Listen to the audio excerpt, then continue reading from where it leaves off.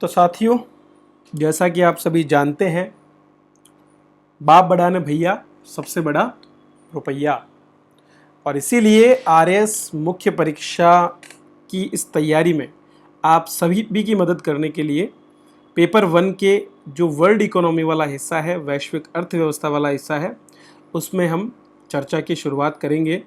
और ये पूरा एक सीरीज़ होगा जिसमें मैं आपको पूरी वर्ल्ड इकोनॉमी करवाने वाला हूँ। तो 5 वीडियोज़ मैं आपको इसमें दूंगा और इन 5 वीडियो में आपके पूरा वर्ल्ड इकोनॉमी जो है वो कवर अप हो जाएगा। तो वैश्विक आर्थिक मुद्दे हम इसमें डिस्कशन करेंगे पहले, और उसके बाद में जो पर्यावरण से जुड़े हुए हमारे 2 मुद्दे हैं, सतत विकास और जलवायु परिवर्तन, उन पर हम बात करेंगे। नोट्स बिल्कुल अपडेटेड है, लेटेस्ट है, और आपको मज़ा भी आएगा क्योंकि सहज भाषा में तैयार किए गए हैं और इसके साथ साथ थोड़े कलरफुल भी हैं। ठीक है, तो कलरफुल नोट्स क्या होते हैं कि अट्रैक्ट करते हैं, पढ़ने में थोड़ा मज़ा आता है, नहीं तो बोरिंग चीज़ें तो बहुत सी अवेलेबल है। चलिए तो शुरुआत करते हैं बिना टाइम वेस्ट किए। और इसीलिए जैसा कि मैं हमेशा करता हूँ, सबसे पहले हम चर्चा करेंगे हमारे पाठ्यक्रम पर कि वर्ल्ड इकोनॉमी में क्या क्या टॉपिक्स हैं और पिछली बार कौन कौन से प्रश्न पूछे गए हैं, और उसके बाद हम वर्ल्ड बैंक को इस कक्षा में आज कवर कर लेंगे। तो मुख्य परीक्षा 2023 में जो पाठ्यक्रम है वो 2021 में बदला गया था। ठीक है, और उस बदलाव को एज इट इज रखा गया है इस बार के एग्जाम में। ग्लोबल इकोनॉमी में हम बात करें तो हमारे कुछ कुल मिलाकर के और 5 टॉपिक सम्मिलित हैं। ये 5 टॉपिक कौन कौन से हैं? एक तो है वर्ल्ड बैंक, ठीक है, एक है IMF या अंतर्राष्ट्रीय मुद्रा कोष, और तीसरा है विश्व व्यापार संगठन। इन तीनों को हम एक ही मुद्दे में लेते हैं क्योंकि इन तीनों ही संस्थानों का जो उद्भव है वो कहीं ना कहीं समानताएं रखता है। ठीक है, मतलब एक ही समय पर इन सब संगठनों का एक प्रादुर्भाव होता है। ठीक है, और इनकी व्यवस्था की जाती है। इनके उद्देश्य भी लगभग एक जैसे हैं, कॉमन उद्देश्य लेकर के ये सभी संस्थान चलते हैं। ठीक है, इनमें प्रभुत्व भी कुछ वर्गों का है तो वो एक जैसे वर्ग हैं। तो विश्व की जो अर्थव्यवस्था है उसको नियंत्रित संतुलित करने में इन सभी संगठनों का बहुत बड़ा योगदान है। दूसरा जो मुद्दा है वो आज के समय में सर्वाधिक चर्चित है और वो है सतत विकास और जलवायु परिवर्तन का। तो ये दोनों भी अलग अलग टॉपिक है जिन पर हम डिटेल में डिस्कशन करने वाले हैं। लेकिन आगे बढ़ने से पहले हमारी ये जिम्मेदारी बनती है कि हम थोड़ा पीछे देख लें। कहा जाता है कि सरकार में जब आप चले जाओगे और जब आपको कुछ चीज़ नहीं आ रही होगी तो आपको पीछे देखना पड़ेगा। मतलब आपको मान लीजिए किसी एक टॉपिक विशेष पर कोई कार्रवाई करनी है और आपको वो नहीं आ रहा है, तो आपको क्या बोला जाएगा कि पीछे कोई अगर ऐसा केस हुआ हो तो उसको देख लीजिए, आपको आइडिया लग जाएगा। तो हम भी वो आइडिया लगाने की ही कोशिश करेंगे कि पिछले सालों में जो प्रश्न पूछे गए हैं उनका पैटर्न क्या रहा है, ताकि हम भावी प्रश्नों की रूपरेखा को बना सकें या भावी प्रश्नों का अंदाजा लगा सकें।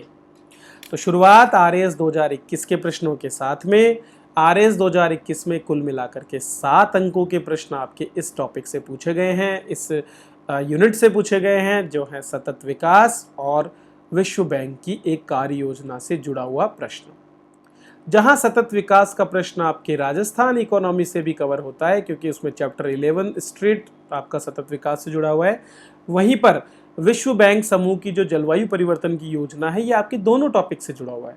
न केवल ये जलवायु परिवर्तन की बात कर रहा है बल्कि ये विश्व बैंक की भी बात कर रहा है। तो देखिए बनाने वाले ने कितना दिमाग लगाया और ऐसी चीज को उठाया जो कॉमनली दोनों टॉपिक को कवर करती है।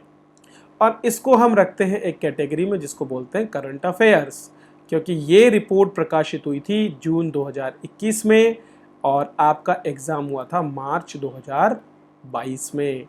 ठीक है, तो एक तरह से मान के चलें तो विद इन 8 मंथ्स जो है जो घटनाक्रम है उसको यहाँ पर इसमें कवर अप किया गया।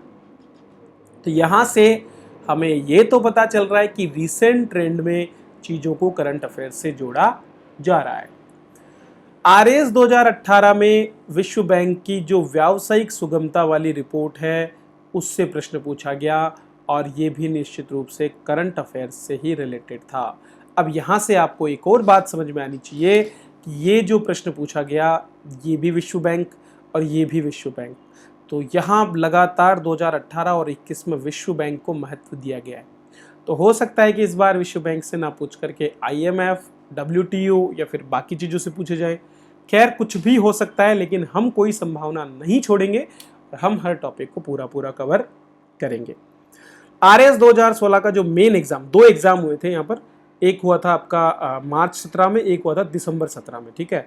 2016 का जो दूसरा जो मेंस एग्जाम था जो मार्च में हुआ था, उसमें कोई प्रश्न आपका वर्ल्ड बैंक से नहीं आया था, ठीक है। जबकि जो स्पेशल एग्जाम हुआ था उसके अंदर 17/12/2018 से 18/12 को इसके अंदर कुछ एक्स्ट्रा कैंडिडेट्स पास किए गए थे। तो यहाँ पर WTO अर्थात वर्ल्ड ट्रेड ऑर्गेनाइजेशन, विश्व व्यापार संगठन से जुड़ा प्रश्न पूछा गया था।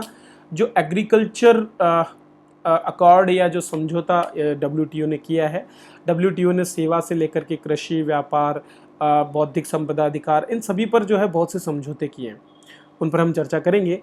तो 10 नंबर कवर करते हुए यहाँ से प्रश्न सीधा पूछ लिया गया था। RAS 2013 की बात करें तो यहाँ पर आपको 12 अंकों के प्रश्न वर्ल्ड इकोनॉमी से पूछे गए थे, जिसमें इंटरनेशनल लिक्विडिटी जो है उसको कौन सा इंस्टीट्यूट कवर अप करता है, तो IMF जैसे जो इंस्टीट्यूट है उनके बारे में प्रश्न आया। वैश्विक अर्थव्यवस्था पर चीनी मुद्रा का अवमूल्यन, तो अवमूल्यन क्या होता है और ये कैसे मुद्राओं पर प्रभाव डालता है, अर्थव्यवस्थाओं को दर्शाता है, उन पर क्या प्रभाव डालता है, ये करंट से रिलेटेड था, क्योंकि इसी समय काल में जो है चीन ने अपनी मुद्रा का अवमूल्यन कर दिया था। और एक मानव विकास प्रतिवेदन, ठीक है, ह्यूमन डेवलपमेंट रिपोर्ट, ये रिपोर्ट भी आपके वर्ल्ड बैंक से रिलेटेड थी, ठीक है। तो ये प्रश्न यहाँ से पूछा गया था RAS 2013 में।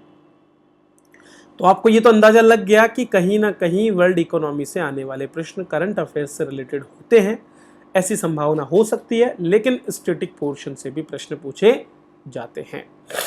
चलिए अब आगे बढ़ते हैं और बात करते हैं वैश्विक आर्थिक मुद्दे और प्रवृत्तियों के बारे में।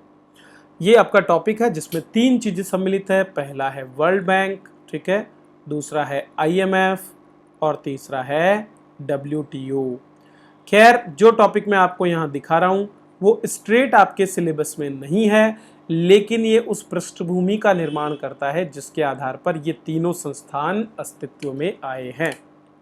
कैसे, आइए जानते हैं। कहानी की शुरुआत होती है 20वीं सदी में। 20वीं शताब्दी के दौरान विश्व जहां औद्योगिक क्रांति के चरम पर पहुंच रहा था, उसी समय पूरा विश्व साम्राज्यवाद की चपेट में आते हुए यहाँ पर जो है एक संघर्ष की स्थिति देखने को मिली और 2 वर्ल्ड वॉर, WW1 और WW2, इन दोनों घटनाओं को विश्व ने देखा। इन दोनों ही घटनाओं के बीच में 1930 के अंतर्गत एक बहुत ही बड़ी आर्थिक मंदी का सामना पूरे विश्व ने किया। ये एक ऐसी स्थिति थी जहां पर मुक्त व्यापार का जो सिद्धांत था वो पूरी तरह से फेल होता हुआ नजर आ रहा था। तो जो 1776 में एडम स्मिथ ने मुक्त व्यापार का सिद्धांत दिया था, जिसमें उसने कहा था कि बाजार को अपने हाल पर छोड़ दो, ये अपने आप अपनी दिशा को तय कर लेगा, वो यहाँ पर फेल होता नजर आ रहा था। क्यों? क्योंकि बाजार में उपभोक्ता वस्तुएं तो बहुत थी, लेकिन लोगों के पास उन्हें खरीदने के लिए पैसा नहीं था। इसीलिए फिर यहाँ से कीन्स जो है एक विद्वान थे, अर्थशास्त्री थे, उनके द्वारा एक सिद्धांत दिया गया था जिसमें उन्होंने कहा कि राज्य को अर्थव्यवस्था के बीच में हस्तक्षेप करना चाहिए और हस्तक्षेप करते हुए लोगों को ऋण उपलब्ध करानी चाहिए, जिससे कि मार्केट में तरलता उपलब्ध हो और तरलता के साथ में वस्तुओं की मांग भी बढ़े। तो इस तरह से ये केनेसियन जो आपका एक नया अर्थव्यवस्था का एक मॉडल शुरू यहाँ से होता है, ठीक है, और वो लंबे समय तक लगभग 50 सालों तक आगे प्रभाव में रहता है। खैर, प्रथम विश्व युद्ध के बाद में देशों की हालत बिगड़ चुकी थी, अर्थव्यवस्थाएं बुरी स्थिति में थी, और चूंकि द्वितीय विश्व युद्ध जब शुरू हुआ तो उसके बाद भी परिणाम ऐसे ही आने थे। द्वितीय विश्व युद्ध और भी ज़्यादा भयानक था प्रथम विश्व युद्ध की तुलना में। इसीलिए जब द्वितीय विश्व युद्ध समाप्ति के दौर में गुजर रहा था, जुलाई 1944 में, लगातार वैसे तो प्रयास और भी हो रहे थे, लेकिन जुलाई 1944 में जब द्वितीय विश्व युद्ध समाप्ति की ओर था, ठीक है, अक्टूबर 1945 में जैसा आप जानते हैं संयुक्त राष्ट्र संघ बनता है, उससे पहले की बहुत सी संधियों और समझौतों के माध्यम से विश्व युद्ध को समाप्त किया जाता है, हम सभी को पता है इस बारे में। तो जुलाई 1944 में अंतर्राष्ट्रीय मौद्रिक और वित्तीय स्थिति को विनियमित करने के लिए संयुक्त राज्य अमेरिका में एक स्थान है न्यू हैम्पशायर, वहाँ पर ब्रेटन वुड्स नामक जगह पर एक होटल है जिसका नाम है माउंट वॉशिंगटन। यहाँ कुछ देश, लगभग 44 सहयोगी देश थे, जिनमें भारत भी सम्मिलित था।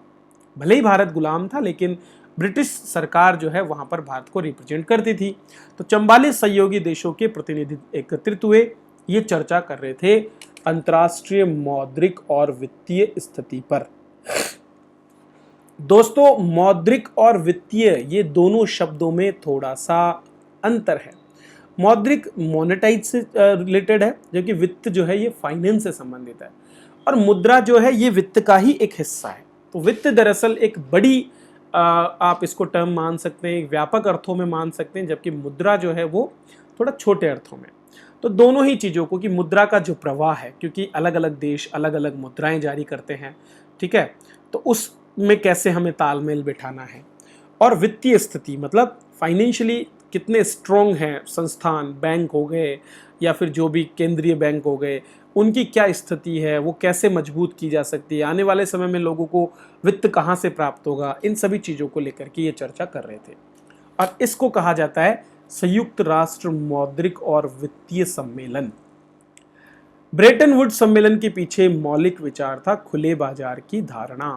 दरअसल ब्रेटन वुड्स सम्मेलन का प्रतिनिधित्व संयुक्त राज्य अमेरिका कर रहा है, यूरोपीय देश कर रहे हैं, और ये सभी देश पश्चिमी अवधारणा के समर्थक हैं, खुले बाजार को ये मानते हैं और पूंजीवाद को बढ़ावा देने की बात हमेशा करते हैं।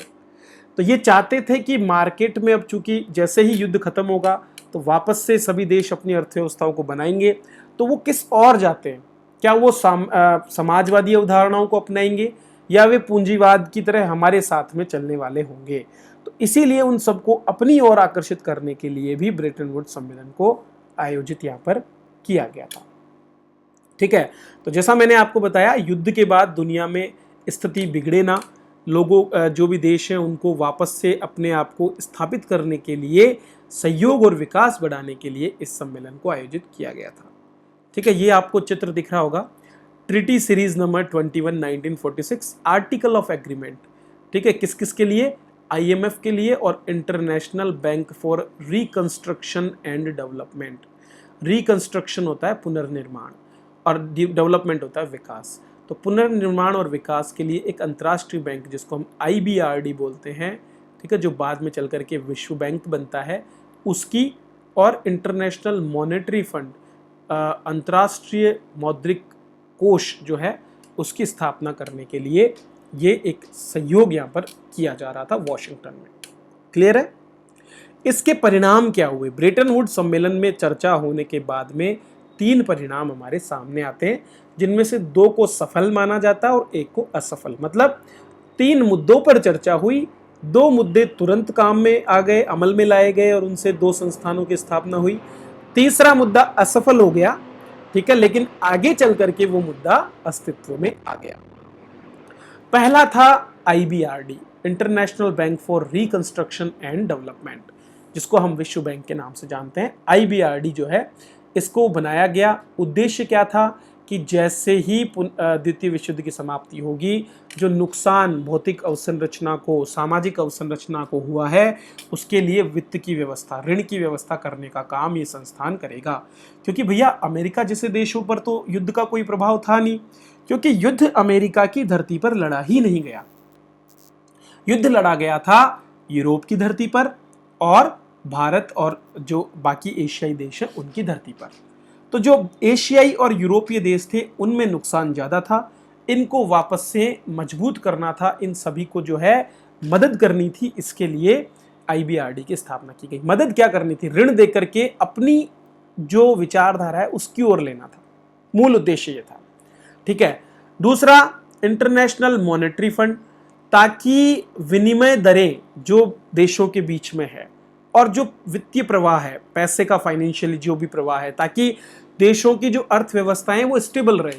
क्योंकि फिर से अगर देशों की अर्थव्यवस्थाएं बिगड़ेगी, जैसा कि प्रथम विश्व युद्ध के बाद में जब आपके वर्साई की संधि लागू हुई जर्मनी पर, तो जर्मनी के साथ क्या हुआ, जर्मनी को जो जर्मनी की एक तो मुद्रा जो है उसकी वैल्यू घटती गई, लगातार ऋण के बोझ में दबा हुआ जर्मनी ऋण चुका रहा था, उस पर ब्याज चुका रहा था। ठीक है, तो ऐसे में वहां पर महंगाई बढ़ी, मुद्रास्फीति बढ़ी, वहाँ की मुद्रा की वैल्यू कम होने लगी और एक स्थिति ऐसी आई कि वहाँ लोगों के बीच में अराजकता की स्थिति उत्पन्न हुई। इसी चीज़ ने फिर नाजीवाद को उत्पन्न किया और वो द्वितीय विश्व युद्ध का कारण बना।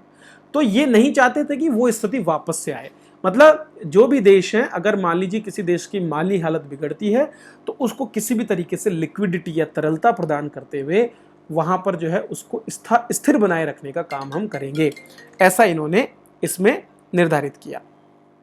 ठीक है, चलिए अब तीसरा जो इसका असफल प्रस्ताव हम मान सकते हैं वो था WTO। दरअसल वर्ल्ड बैंक और IMF तो यहां पर अस्तित्व में आ गए, लेकिन जो WTO था वो यहां पर अस्तित्व में नहीं आ पाया। व्यापार और रोजगार पर संयुक्त राष्ट्र सम्मेलन एक बाद में आयोजित हुआ। ठीक है, इसमें एक इंटरनेशनल ट्रेड ऑर्गेनाइजेशन, अंतरराष्ट्रीय व्यापार संगठन, वर्ल्ड ट्रेड ऑर्गेनाइजेशन नहीं, उसको हम विश्व व्यापार संगठन कहते हैं, अंतरराष्ट्रीय व्यापार संगठन अर्थात ITO बनाने की बात हुई थी हवाना क्यूबा में 1948 में, लेकिन उसको अनुमोदित नहीं किया तो वो फेल हो गया। फिर बाद में 1948 में ही general agreement on tariff and trade पर साइन हुए और 1995 में 1 जनवरी से ये वर्ल्ड ट्रेड ऑर्गेनाइजेशन के रूप में स्थापित हुआ। ठीक है, तो ये हम आगे पढ़ेंगे जब हम WTO पढ़ेंगे। तो ये असफल प्रस्ताव था ब्रेटन वुड्स सम्मेलन का, जो बाद में आपके व्यापार और रोजगार पर संयुक्त राष्ट्र सम्मेलन में जाकर के बना। ठीक है, जिस सम्मेलन की हम बात कर रहे हैं वो है ब्रेटन वुड्स सम्मेलन, जिसको हम और क्या बोलते हैं, संयुक्त राष्ट्र मौद्रिक और वित्तीय सम्मेलन। तो ये दो प्रस्ताव वर्ल्ड बैंक और IMF ये यहां से बन के निकले। पहले को IBRD के नाम से जाना गया पहले शुरुआत में, और दूसरे को IMF, जबकि जो WTO था ये अभी यहां पर नहीं बना। इसकी जगह आगे चलकर GATT और WTO का अस्तित्व सामने देखने को मिला। यहीं से एक प्रणाली की भी शुरुआत हुई जिसका नाम है ब्रेटन वुड्स प्रणाली। दरअसल दोस्तों इस व्यवस्था से पहले, ब्रेटन वुड्स सम्मेलन से पहले अगर हम बात करें तो ज्यादातर देशों की मुद्राओं को जो है सोने से जोड़ा गया था। मतलब मुद्रा की वैल्यू सोने के एक वजन के बराबर आंकी जाती थी हर देश की। लेकिन यहां पर क्या किया इन्होंने, कहा कि एक ही मुद्रा होनी चाहिए। अब इतनी सारी मुद्राओं को हम सोने से नहीं जोड़ सकते, इसलिए इन्होंने कहा कि अमेरिकी डॉलर जो है इसको हम सोने से जोड़ देंगे और बाकी देशों की मुद्राएं इसको समर्थन प्रदान करेगी। ठीक है, तो डॉलर को सोने का जो बुलियन होता था उससे परिवर्तनीय, कन्वर्टेबल बनाया गया कि आप एक निश्चित मात्रा में मुद्रा देकर के डॉलर ले सकते हैं, और बाकी देश भी उसको समर्थन दे रहे थे ताकि एक ही मुद्रा में लोगों के बीच में विनिमय हो सके व्यापार के दौरान।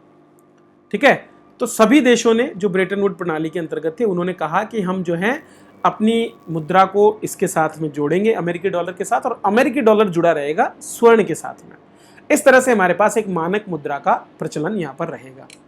यह ब्रेटन वुड प्रणाली लगभग 1971 तक चली, जब संयुक्त राज्य अमेरिका ने अमेरिकी डॉलर की सोने में परिवर्तनीयता को समाप्त कर दिया। मतलब अब आप सोना देकर के अमेरिकी डॉलर खरीद नहीं सकते थे। इससे ब्रेटन वुड प्रणाली समाप्त हो गई और डॉलर एक फिएट मुद्रा हो गया। फिएट मुद्रा मतलब वैध मुद्रा, जिसको किसी केंद्रीय बैंक ने मंजूरी दी हो। तो इसको फिर अमेरिका का जो फेडरल बैंक है उसने मंजूरी दी और ये यहाँ से फिएट मुद्रा हो गया। पहले ये इंटरनेशनल मुद्रा था, अब ये यहाँ से फिएट मुद्रा भी हो गया और एक अंतर्राष्ट्रीय मुद्रा के रूप में भी आगे ये आया जब जो SDR और बाकी जो चीज़ें लाई गई तब जा करके। ठीक है, तो ये है ब्रेटन वुड्स प्रणाली, मतलब अमेरिकी डॉलर की परिवर्तनीयता को सोने के साथ में ये जोड़ती थी। ये 1971 तक अस्तित्व में रही। तो ये ब्रेटन वुड्स सम्मेलन के बारे में एक बेसिक्स है जो हमें बहुत पीछे ले जाता है, आज से लगभग 80 साल पहले, 70 साल पहले, और उस समय की घटनाओं को दर्शाता है।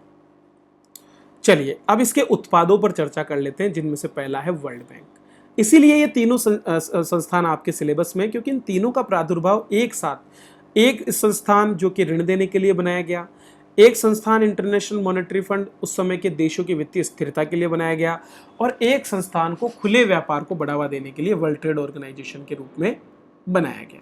तीन संस्थान यहां पर सामने हैं। पहला संस्थान है वैश्विक आर्थिक मुद्दों में विश्व बैंक। विश्व बैंक क्या है इसको हम ढंग से समझेंगे, इस पर चर्चा करेंगे। जब हम इस तरह की चीज़ों को पढ़ते हैं तो हमारी ये जिम्मेदारी होती है कि हम संबंधित संस्था के आगे पीछे की पूरी जानकारी लें। मतलब उस संस्था के स्थापित होने के समय की घटनाएं, उससे पूर्व की घटनाएं और उसके आगे भविष्य के लिए क्या तय कर रखा है वो सारा हमको पढ़ना पड़ता है। ठीक है, तो सबसे पहले विश्व बैंक की बात करें तो विश्व बैंक आज के समय में अगर हम बात करें, आज की बात कर रहे हैं हम, आज क्या है, आज ये एक अंतर्राष्ट्रीय वित्तीय संस्थान है, इंटरनेशनल फाइनेंशियल इंस्टीट्यूट है, और इसका काम है कम आय और मध्यम आय वाले देशों को ऋण देना और अनुदान देना। ऋण ब्याज पर दिया जाता है और अनुदान मदद के रूप में होता है जो आपको वापस नहीं चुकाना होता है। ठीक है, तो किसी योजना विशेष को किसी क्षेत्र विशेष में उसको बढ़ाने के लिए आप अनुदान भी दे सकते हैं जो वापस से नहीं देना होता है। जबकि ऋण लिया जाएगा तो ऋण तो चुकाना ही पड़ेगा, तो जो लोन लिया है वो चुकाना पड़ेगा। तो ऋण और अनुदान दोनों देता है। किनको देता है? मध्यम आय वाले देशों को और निम्न आय वाले देशों को। ये ध्यान होना चाहिए, विकसित देशों को नहीं देता है। अब ये कहाँ से आया? ये आपको सबको पता है कि जुलाई 1944 में इसकी स्थापना हुई थी ब्रेटन वुड्स सम्मेलन में IBRD के रूप में। ठीक है, तो IBRD के रूप में इसकी स्थापना की गई थी।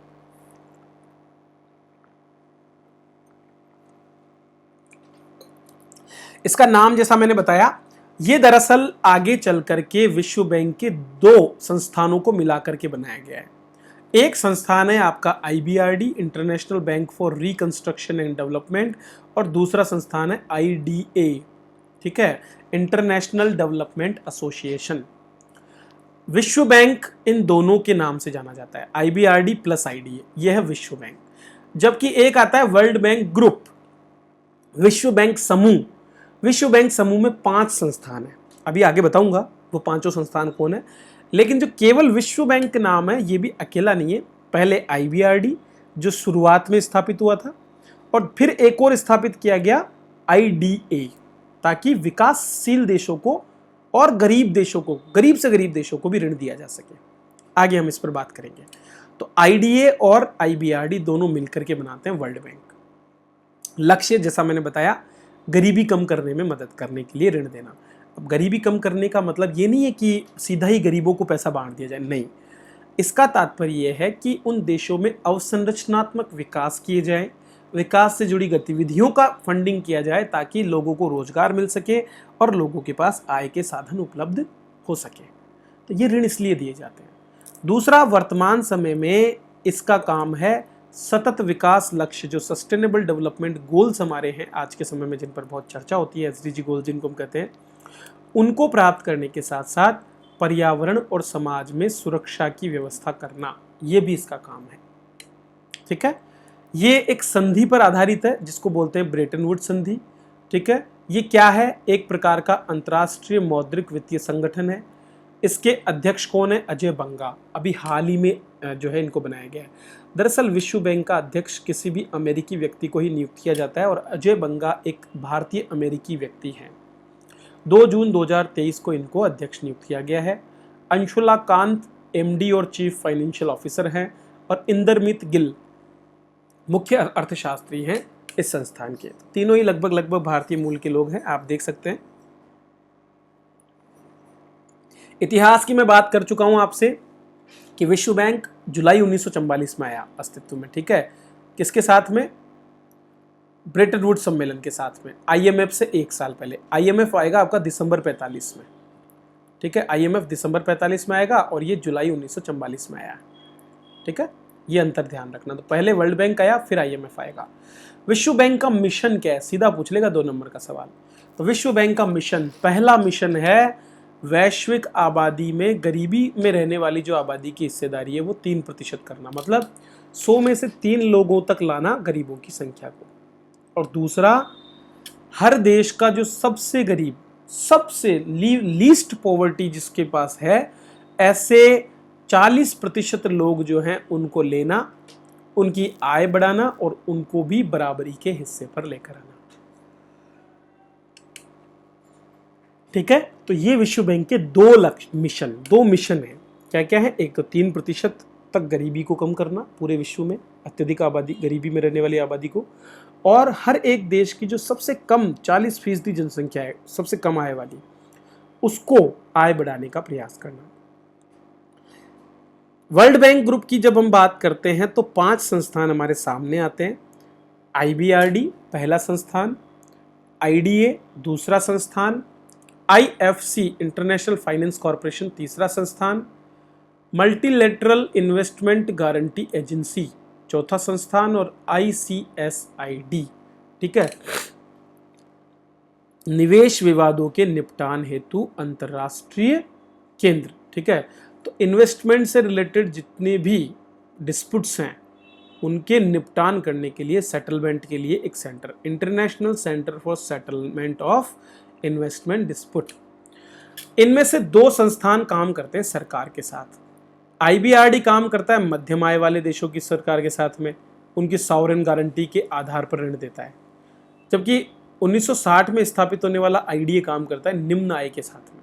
तो जो मध्यम आय वाले देश है उनको आईबीआरडी ऋण देता है, निम्न आय वाले देश है उनको कौन देता है? आपका अंतर्राष्ट्रीय विकास संघ। ज़्यादातर जो ऋण जो दिए जाते हैं निम्न आय वाले देशों को, ये या तो ब्याज मुक्त ऋण होते हैं, मतलब ब्याज कुछ नहीं लगेगा, केवल मूल ऋण चुका देना, या फिर अनुदान होते हैं, मतलब आपको दे दिया तो दे दिया, उसके बाद दोबारा चुकाने की कोई लायबिलिटी नहीं है। तो ये दोनों ही संस्थान सरकारों के साथ में काम करते हैं, जबकि बाकी बचे हुए तीन में से दो, आईएफसी और मीगा, निजी क्षेत्र के साथ काम करते हैं।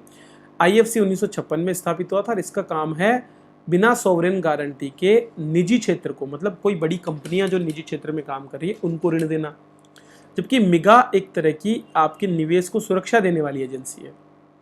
इसका काम होता है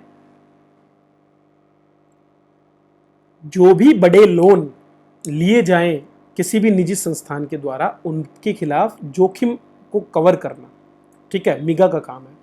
जबकि अगर मान लीजिए किन्हीं भी देशों के बीच में किसी तरह का कोई विवाद हो जाए ऋण को लेकर के, तो उसके जोखिम को कम करने के लिए, विवादों को निपटाने के लिए एक ट्रिब्यूनल बनाया गया है जिसका नाम है international centre for settlement of investment dispute, ठीक है। ये पांचों संस्थान मिलकर के वर्ल्ड बैंक ग्रुप कहलाते हैं, जबकि ये दोनों संस्थान मिलकर के केवल वर्ल्ड बैंक के नाम से जाने जाते हैं। उम्मीद है यहां तक की चीजें आपको बिल्कुल क्लियर हो गई होंगी। चलिए आगे बढ़ते हैं और बात करते हैं संगठन की। तो विश्व बैंक की बात करें तो विश्व बैंक में वर्तमान में 189 सदस्य देश हैं। ये जो संस्थान है, इसमें जो भी सदस्य देश हैं या भी जो भी शेयर धारक हैं, उनका प्रतिनिधित्व कौन करता है? एक बोर्ड ऑफ गवर्नर्स। ये दरअसल इन सभी देशों के जो सदस्य हैं उनसे मिलकर के बना होता है, और ये बोर्ड ऑफ गवर्नर्स का काम होता है अंतिम नीति निर्माता के रूप में।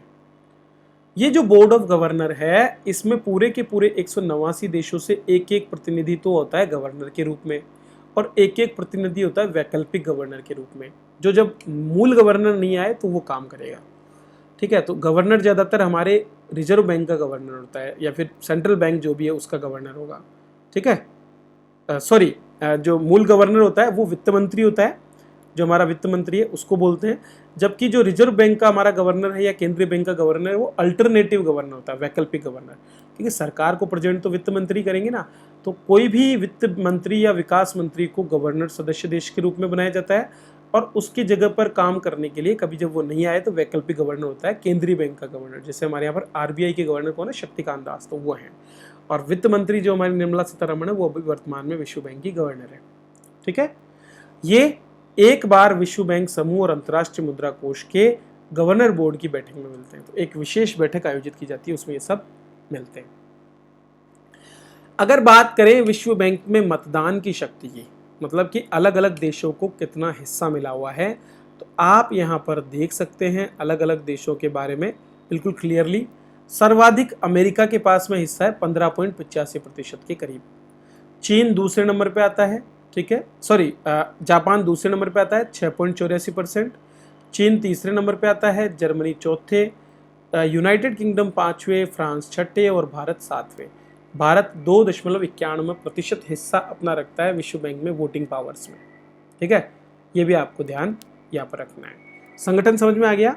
एक बोर्ड ऑफ गवर्नर्स होता है और उसमें हर एक देश से एक गवर्नर और एक वैकल्पिक गवर्नर होता है। गवर्नर सामान्यतः उस देश का वित्त मंत्री होता है और वैकल्पिक गवर्नर आरबीआई का गवर्नर के रूप में होता है, ठीक है। सदस्य बनने की बात करें तो बैंक का सदस्य बनने के लिए आईबीआरडी समझौते के अनुच्छेदों के तहत किसी भी देश को पहले बनना पड़ेगा आईएमएफ का सदस्य। तो अगर कोई देश आईएमएफ का सदस्य बन जाएगा तो फिर उसको जो है यहाँ पर अलाउ किया जाएगा आईबीआरडी का सदस्य बनने का, और जैसे ही वो आईबीआरडी का सदस्य बन जाएगा फिर आगे उसको आईडीए, आईएफसी और मिगा जैसे संस्थानों की भी सदस्यता मिल जाएगी, ठीक है। तो ये सदस्य बनने से जुड़ी हुई शर्तें। अब बात करते हैं भारत और विश्व बैंक के बीच के संबंधों पर। तो दोस्तों 1940 का जो दशक है वहां से शुरुआत अगर हम करें तो औपनिवेशिक शासन के अधीन रहते हुए भारत विश्व बैंक का सदस्य बन गया। संस्थापक सदस्य हम थे, जैसा मैंने आपको बताया। ठीक है, इसके बाद विश्व बैंक ने हमको जगह जगह पर मदद करना शुरू किया।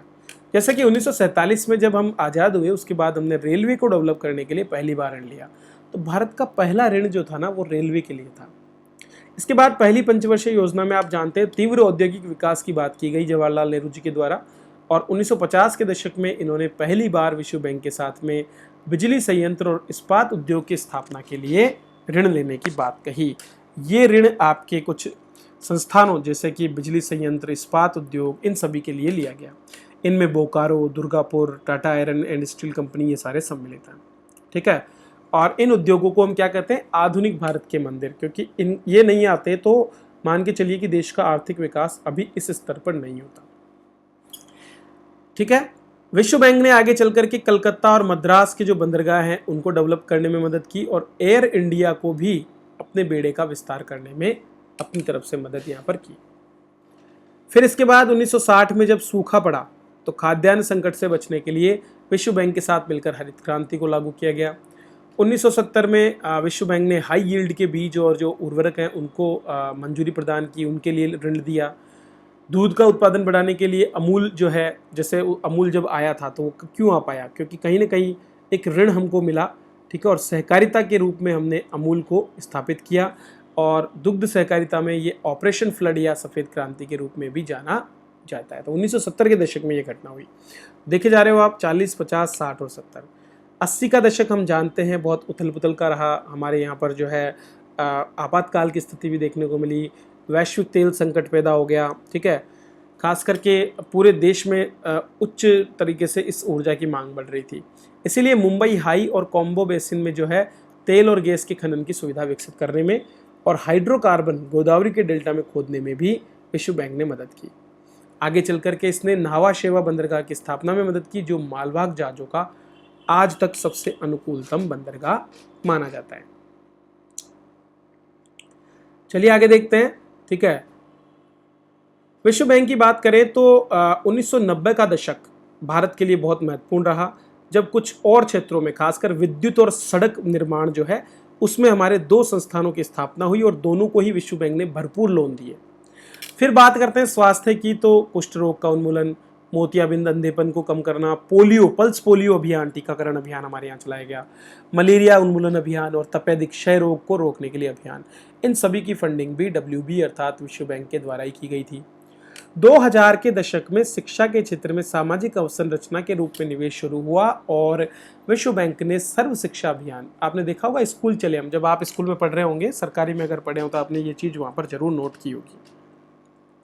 क्लियर है। इसके बाद में फिर सड़कों की बात आई कि गांवों तक, एक एक गांव तक हमारी कनेक्टिविटी बने, ताकि ग्रामीण क्षेत्रों का विकास अगर हो तो देश का विकास भी संभव है। और इसीलिए क्या किया हमने प्रधानमंत्री ग्राम सड़क योजना को लागू किया 1997, और तब से लेकर आज तक विश्व बैंक के द्वारा इस योजना को काफ़ी बड़ी मात्रा में जो है मदद की गई है। फिर विश्व बैंक ने ग्रामीण क्षेत्रों में आजीविका बढ़ाने के लिए हमारी एक योजना को जो है फंडिंग करना शुरू किया, जिसका नाम था राष्ट्रीय ग्रामीण आजीविका mission, national rural livelihood mission, या NRLM के नाम से हम इसको जानते हैं।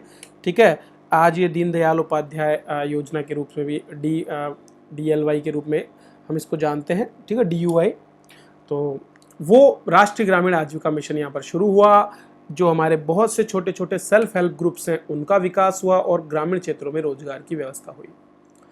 विश्व बैंक ने बड़े महानगरों में लोकल ट्रेन सुधार, और खास करके अमेरिका में जो मुंबई है वहाँ पर पूर्वी और पश्चिमी हिस्सों को जोड़ने के लिए कई योजनाओं को लागू किया। जब 2001 में भूकंप आया और जब 2004 में सुनामी आई, तो आपदा के समय भी विश्व बैंक ने कई प्रकार की मदद की, जैसे कि हमारे चेन्नई क्षेत्र में जो है विशेष करके आपदा प्रबंधन से जुड़े कार्यक्रमों को विकसित करने में इसने मदद की। 2010 में भारत का पहला बिजली रेलवे कॉरिडोर, ठीक है, आंतरिक जल मार्गों का पुनरुद्धार, मल्टी मॉडल परिवहन तंत्रों का विकास करना, जैसे कि एक ही स्थान से जहाँ से आपको रेलवे और प्लेन्स और बसों की व्यवस्था मिलती है उनको मल्टी मॉडल परिवहन तंत्र कहते हैं। ठीक है, और सोलर पार्क, विशेषकर स्वच्छ ऊर्जा के क्षेत्र में, स्वच्छ भारत अभियान, गंगा नदी पुनरुत्थान, ये सारे के सारे कार्य इसी बैंक के द्वारा वित्त पोषित किए गए हैं। 2020 की अगर हम बात करें तो कोरोना महामारी ने जब देश के सामने बहुत बेकार स्थिति बना दी, तब विश्व बैंक ने भारत को मदद की, एमएसएमईज को मदद की, ठीक है, और जो हमारा आत्मनिर्भर भारत अभियान लागू हुआ उसमें भी इसकी काफ़ी मदद की गई। आज अगर हम बात करें तो आज की स्थिति में हमारे देश में 127 से भी ज़्यादा परियोजनाएं चल रही है जिनको विश्व बैंक की ओर से मदद दी जा रही है। लगभग 28 अरब डॉलर का निवेश इसने किया है, ठीक है। लेकिन अगर हम बात करें इस पूरी अर्थव्यवस्था में जो मदद है उसका, तो ये 30 खरब डॉलर के करीब है, जो कि हमारी अर्थव्यवस्था का बहुत ही छोटा हिस्सा है, ठीक है, और सकल घरेलू उत्पाद का 1% से भी कम है। तो ये है दोस्तों भारत और विश्व बैंक के बीच के संबंध। अब बात करते हैं कि क्या भारत विश्व बैंक के सभी समूहों का सदस्य है कि नहीं। भारत IBRD और IMF का संस्थापक सदस्य था। IFC को हमने 1956 में ज्वाइन किया और 1960 में हम IDA के भी संस्थापक सदस्य बने। जनवरी में 1994 में हम मल्टीलैटरल इन्वेस्टमेंट गारंटी एजेंसी के सदस्य बने, और ICSID जो कि ट्रिब्यूनल है उसका हमने कोई सदस्यता ग्रहण नहीं की, क्योंकि हम ये मानते हैं कि ये पश्चिमी देशों के पक्ष में ज़्यादा झुका हुआ है, इसलिए विश्व बैंक ने इसकी सदस्यता हासिल नहीं की है। चलिए आगे बढ़े, उससे पहले मैं आपको कुछ और चीज़ें बताना चाहूँगा। RS जंक्शन प्लेटफॉर्म पर आप सभी के लिए पेपर 1 के लिए टेस्ट सीरीज हमारी अवेलेबल है। जैसा हम आपको कंटेंट अवेलेबल कराते हैं उसी तरह का कंटेंट आपको इसमें अवेलेबल कराया जा रहा है। ये टेस्ट सीरीज जो है 1999 इतने रुपए में है, लेकिन इसकी खासियत ये है कि इसमें आपको पेपर 1 के 6 टेस्ट पूरे अवेलेबल कराए जा रहे हैं विद सॉल्यूशन। कॉपीज़ आपको चेक करके इसमें मिलेगी, और इसके साथ साथ यूनिट 3 जो है उसके पूरे नोट्स, ठीक है, और यूनिट 2 में आपके राजस्थान और वर्ल्ड इकोनॉमी के नोट्स भी इसमें आपको अवेलेबल कराए जा रहे हैं। इसी तरह से पेपर 1 जो हिस्ट्री वाला है उसकी जो भी इंपॉर्टेंट बुक्स है वो भी आपको वहाँ पर अवेलेबल कराई गई है, ठीक है। तो ये कुल मिलाकर के एक ऐसा रामबाण कोर्स है जो आपकी तैयारी में 4 चांद लगा देगा, और आपको 10 जगह भटकने की भी आवश्यकता नहीं है। ये वो नोट्स है जो मैंने खुद ने अपनी तैयारी में उपयोग किए हैं। इसी तरह से प्रैक्टिस के लिए RS मेंस का स्पेशल टेस्ट हम पेपर 4 के लिए चला रहे हैं। 15 टेस्ट का ये जो है आपके 15 अक्टूबर से शुरू हो रहा है, ठीक है, और 499 रुपये में हम ये कोर्स दे रहे हैं, जिसमें हम आपको 1 घंटे का टेस्ट हर वीक लेने वाले हैं। इसकी डिटेल भी हमारे टेलीग्राम चैनल पर जाकर के आप लिंक से देख सकते हैं, ठीक है। इसके अलावा आप RS जंक्शन एप्लीकेशन डाउनलोड करके वहाँ से भी इन कोर्सेज को ज्वाइन कर सकते हैं, ठीक है। चलिए आगे बढ़ते हैं और अब बात करते हैं विश्व बैंक की जो रिपोर्ट्स है प्रमुख, उन पर। ज़्यादातर प्रश्न अभी तक यहीं से आए हैं, इसी हिस्से से आए हैं, इसलिए इस पर ज़्यादा फोकस करना होगा। तो दोस्तों लगभग 2 रिपोर्ट्स पर तो प्रश्न पूछे जा चुके हैं। वर्ल्ड डेवलपमेंट रिपोर्ट पर, ठीक है, ह्यूमन डेवलपमेंट रिपोर्ट HDR जिसको हम बोलते हैं उस पर, और इसके साथ साथ ईज़ ऑफ डूइंग बिजनेस पर भी जो है प्रश्न पूछा जा चुका है, जो बंद हो चुकी है। 3 रिपोर्ट में से एक 2003 में शुरू हुई जिसको हम ईज़ ऑफ डूइंग बिजनेस कहते हैं। अक्टूबर 2019 में इसका प्रकाशन बंद कर दिया अनियमितताओं की वजह से। तो इसमें 1 से लेकर 100 के बीच में पैमाना दिया जाता था, और भारत ने इसमें काफ़ी अच्छा प्रदर्शन करते हुए 5 वर्षों में 63वां स्थान हासिल कर लिया था, ठीक है। भारत पहले बहुत पीछे हुआ करता था, लेकिन धीरे धीरे हमने जब व्यवसायों के लिए सुगमता की, निर्माण परमिट, विद्युत उपलब्धता, संपत्तियों का पंजीकरण, ऋण, अल्पसंख्यकों की सुरक्षा, करों का भुगतान और इन दिवालिया समाधान जैसे व्यवस्थाएं जब हमने की, तो हमारी रैंकिंग इसमें सुधरकर 63 हो गई थी अंतिम में, जो अक्टूबर 2019 में आई, ठीक है। इसी तरह मानव पूंजी सूचकांक एक होता है HCI जिसको हम बोलते हैं ह्यूमन कैपिटल इंडेक्स। ये अक्टूबर 2018 से आ रहा है, ठीक है, और सितंबर 2020 में इसका अंतिम प्रकाशन हुआ। 0 से 1 के बीच में इसको स्कोर दिया जाता है, और भारत 116वें स्थान पर है 174 में। ये मानव पूंजी सूचकांक 2 इंपॉर्टेंट फील्ड पर काम करती है। पहला है बच्चों का स्वास्थ्य और शिक्षा, ठीक है, इन दोनों का डेटा। तो स्वास्थ्य और शिक्षा से जुड़े मामलों पर ये अपनी रिपोर्ट देती है। एक रिपोर्ट को हम बोलते हैं वर्ल्ड डेवलपमेंट रिपोर्ट या वर्ल्ड WDR, ठीक है। 1978 में शुरू हुई और अप्रैल 2023 में सबसे लेटेस्ट है। तो यहाँ से प्रश्न आने की संभावना बनती है वर्ल्ड डेवलपमेंट रिपोर्ट से। इसका विषय था प्रवासी, शरणार्थी और समाज, और इस बार के इस चैप्टर में ज़्यादा से ज़्यादा ये बताने के प्रयास किए गए हैं कि किस प्रकार से प्रवास की वजह से लोगों को शरणार्थी के रूप में जीवन जीना पड़ रहा है, और समाज उसको लेकर के क्या प्रतिक्रिया व्यक्त कर रहा है, ठीक है। प्रत्येक रिपोर्ट विकास के एक विशिष्ट पहलू पर जारी की जाती है। जैसे कि अब वर्ल्ड डेवलपमेंट रिपोर्ट हमेशा, जैसे अब इस बार शरणार्थी पर की गई, कभी कृषि पर कर दी जाएगी, कभी व्यापार पर कर दी जाएगी, कभी संक्रमण अर्थव्यवस्था पर, कभी स्वास्थ्य, पर्यावरण, गरीबी पर। इस तरह से अलग अलग मुद्दों पर यह वर्ल्ड डेवलपमेंट रिपोर्ट आती है। अगर हम बात करें विश्व विकास रिपोर्ट 2023 की, तो जैसा मैंने बताया, इस रिपोर्ट में कोविड-19 के बाद में और विश्व में जो युद्धों की स्थिति है उसको देखते हुए क्या है कि प्रवासी, शरणार्थी और समाज, ये टाइटल देते हुए इसको प्रकाशित किया गया है। इसमें प्रवासियों के प्रकार बताए गए हैं, 4 प्रकार। कुशल आर्थिक प्रवासी, जैसे कि अमेरिका में भारतीय पेशेवर जो पढ़े लिखे होते हैं, IIT IIM से पढ़ करके जाते हैं, ठीक है, या फिर गल्फ काउंसिल वाली जो कंट्रीज़ हैं, ठीक है, गल्फ कंट्रीज जिनको हम बोलते हैं, खाड़ी देशों में जो श्रमिक जाते हैं, क्योंकि वहाँ पर भी उच्च कुशलता की डिमांड होती है। कौशल वाले शरणार्थी, मतलब ऐसे शरणार्थी जिन्होंने कुशलता प्राप्त की है, जैसे कि तुर्की के अंदर सीरिया के उद्यमी। व्यथित प्रवासी, जो परेशान हैं, जिनको कुछ नुकसान पहुंचाया गया है। तो संयुक्त राष्ट्र दक्षिणी सीमा पर कुछ अकुशल प्रवासी, जैसे संयुक्त राज्य अमेरिका में हम देखते हैं, आप मैक्सिको से कई लोग जो है जाते हैं। और कुछ शरणार्थी होते हैं जिनको बोलते हैं बांग्लादेश में रोहिंग्या, जैसे रोहिंग्या बांग्लादेश में से प्रवास कर रहे हैं, ठीक है, म्यांमार से होते हुए, तो वो रोहिंग्या जो है ये शरणार्थियों के रूप में जा रहे हैं। तो ये 4 कैटेगरी इसमें दी गई है। इसके बाद शीर्ष कॉरिडोर बताए गए कि किन क्षेत्रों में ज़्यादा प्रवास हो रहा है। तो मैक्सिको अमेरिका, चीन अमेरिका, फिलीपींस अमेरिका, कजाकिस्तान रूस के साथ भारत अमेरिका, भारत से गल्फ कंट्रीज़ में, बांग्लादेश से भारत में, ये सारे के सारे कॉरिडोर से जहाँ पर लोग ज़्यादा मात्रा में प्रवास कर रहे हैं। इसमें यह भी बताया गया है कि प्रवास के साथ साथ रेमिटेंसेज में वृद्धि हो रही है, मतलब देशों को बहुत बड़ी मात्रा में पैसा मिल रहा है बाहर से। तो भारत तो वैसे ही वैश्विक प्रवाह प्राप्त करने में पहले स्थान पर है पूरे विश्व में, ठीक है। इसके अलावा कामकाजी उम्र के वयस्कों में गिरावट हो रही है। तो बच्चे शिक्षा से दूर हैं और जल्दी ही काम को सीखना वो शुरू कर देते हैं ताकि ज़्यादा पैसा कमा सकें। कुछ चिंताएं भी इसने बताई है, जैसे वैश्विक असमानता की चिंता, ऐसे प्रवासियों को, शरणार्थियों को जो नागरिकता नहीं मिल पाती है, उनके लिए किसी तरह की कोई, वो किसी देश के नागरिक नहीं होते तो राज्यहीनता की स्थिति है, ठीक है। तो ये सारी चिंताएं भी इसमें दर्शाई गई है। तो ये इस बार का विश्व विकास रिपोर्ट का एक अंक है जिस पर हमने चर्चा यहाँ पर की है, ठीक है। एक और रिपोर्ट जो है विश्व बैंक की आई है जिसका नाम है भारत विकास अपडेट। तो ये भारत की अर्थव्यवस्था पर नज़र डालती है, अप्रैल 2023 में आई है। तो जैसे ही अपडेट होगी हम अपडेटेड भी आपको दे देंगे। अभी के लिए आप ये ध्यान रखिए कि अप्रैल 2023 में जो रिपोर्ट आई उसमें भारत की विकास दर को लचीला बताया गया, मतलब रेजिलियंस के साथ में आगे बढ़ रही है, ज़्यादा नुकसान भी नहीं होगा, अगर होता है तो भारत रिकवरी कर सकता है तुरंत, ठीक है। बहुत सी चुनौतियाँ हैं, ठीक है। चुनौतियों में क्या क्या है, रूस यूक्रेन का युद्ध हो गया, अब जैसे नया अभी इजराइल हमास का युद्ध शुरू हो गया, बैंकों के द्वारा जो कटौती की जा रही है लगातार दरों में, ठीक है, और ब्याज बढ़ाया जा रहा है, ये सारी चीज़ें, ठीक है। और भारत का जो निर्यात ढांचा है उसमें जो गिरावट है या जो ट्रेड डेफिसिट है, ये सारी चीज़ें मिलकर के चुनौतियां हैं, लेकिन फिर भी भारत तेजी से बढ़ रहा है।